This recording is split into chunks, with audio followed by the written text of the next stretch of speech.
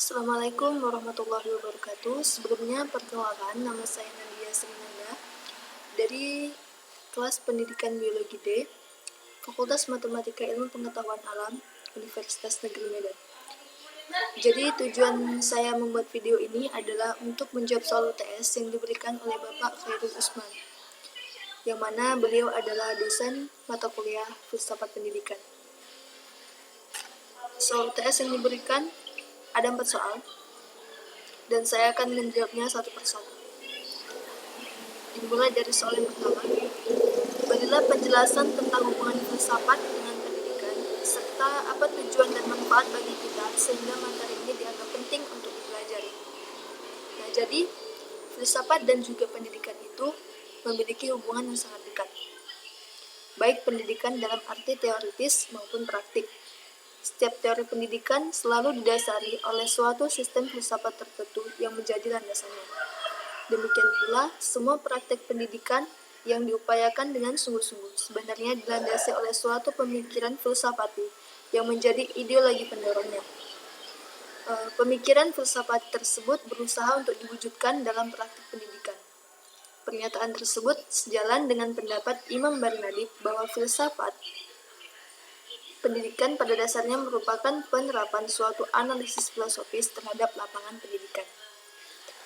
Tujuan filsafat pendidikan itu adalah memberikan inspirasi bagaimana mengorganisasikan proses pembelajaran yang ideal. Teori pendidikan bertujuan menghasilkan pemikiran tentang kebijakan dan prinsip-prinsip pendidikan yang didasari oleh filsafat pendidikan. Sedangkan manfaat filsafat pendidikan itu, yang pertama, dengan berpikir filsafat, kita bisa menjadi manusia yang lebih mendidik dan membangun diri sendiri. Yang kedua, kita dapat menjadi orang yang dapat berpikir sendiri.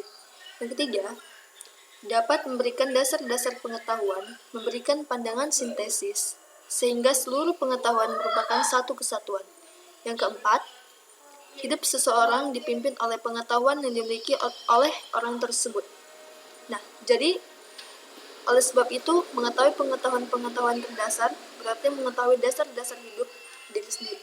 Dan yang terakhir, apabila kita menjadi tenaga pendidik nantinya, filsafat mempunyai kepentingan istimewa karena filsafatlah yang memberikan dasar-dasar dan ilmu-ilmu pengetahuan lainnya. Seperti contohnya ilmu mendidik. Selanjutnya, nomor yang kedua. Soalnya, dari berbagai aliran filsafat pendidikan, aliran yang mana menurut Anda yang sesuai dengan kurikulum yang berlaku di Indonesia saat ini? Jelaskan dan berikan alasan Anda. Nah, jadi menurut saya, aliran filsafat yang sesuai dengan kurikulum pendidikan di Indonesia saat ini adalah aliran naturalisme. Seperti yang kita ketahui, kebanyakan sekolah di Indonesia saat ini menggunakan kurikulum 2013. Kenapa saya pilih naturalisme? Karena aliran ini merupakan paham pendirian bahwa setiap bayi lahir dalam keadaan suci dan dianugerahi dengan potensi insania yang dapat berkembang secara alamiah. Karena itu, pendidikan pada dasarnya sekedar merupakan suatu proses pemberian kemudahan agar anak dapat berkembang sesuai dengan kodrat alamiahnya. Nah, jadi saya setuju dengan aliran ini. Pada dasarnya setiap anak itu dari kecil, sejak lahir, sudah memiliki bakat yang diberikan oleh Tuhan. Dan fungsi pendidikan atau sekolah ini adalah membantu si anak tadi ini untuk mengetahui di mana bakatnya. Seperti contohnya, ada nih seorang anak. Dia itu pandai dalam pelajaran penjas. Berarti bakatnya ada pada bidang olahraga. Ada satu anak lagi, dia pintar matematika. Berarti bakatnya ada dalam bidang perhitungan. Itulah tujuannya mengapa pendidikan di Indonesia, sekolah di Indonesia itu menerapkan menggunakan mata pelajaran yang banyak. Nah itu, jadi disitulah membantu siswa-siswanya untuk menemukan bakatnya dari berbagai mata pelajaran yang banyak tadi. Selanjutnya, soal nomor 3. Filsafat dapat dipergunakan untuk memecahkan masalah hidup dalam kehidupan manusia. di mana pendidikan termasuk di dalamnya. Karena itu pendidikan membutuhkan filsafat. Mengapa pendidikan membutuhkan filsafat? Kembali lagi, filsafat itu kan memang berkaitan dekat dengan pendidikan. Berfilsafat berarti mencari nilai-nilai ideal yang lebih baik, sedangkan pendidikan mengaktualisasikan atau menerapkan nilai-nilai ini dalam kehidupan manusia.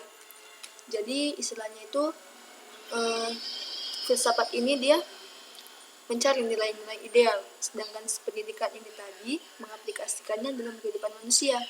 Jadi seperti itu kaitan antara filsafat dengan pendidikan. Bagaimana pendidikan membutuhkan filsafat, dan filsafat juga berpengaruh dengan pendidikan. Soal nomor 4. Jelaskan bagaimana pandangan filsafat Pancasila terhadap sistem pendidikan nasional. Nah, tidak berubahnya pembukaan Undang-Undang Dasar 1945 mengindikasikan bahwa bangsa Indonesia tetap memiliki komitmen yang kuat untuk melakukan upaya sebagai langkah mencerdaskan kehidupan bangsa untuk meningkatkan harkat dan martabat bangsa Indonesia. Acuan penyelenggaraan sistem pendidikan nasional Undang-Undang Dasar 1945 Pasal 31 hasil amandemen 2002 yaitu 1.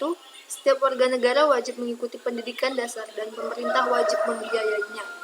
2. Pemerintah mengusahakan dan menyelenggarakan satu sistem pendidikan nasional yang meningkatkan keimanan dan ketakwaan serta akhlak mulia dalam rangka mencerdaskan kehidupan bangsa yang diatur dengan undang-undang. 3. Negara memprioritaskan anggaran pendidikan sekurang-kurangnya 20% dari anggaran pendapatan. Dan itulah jawaban dari nomor 1 sampai nomor 4. Saya tutup. Wassalamualaikum warahmatullahi wabarakatuh.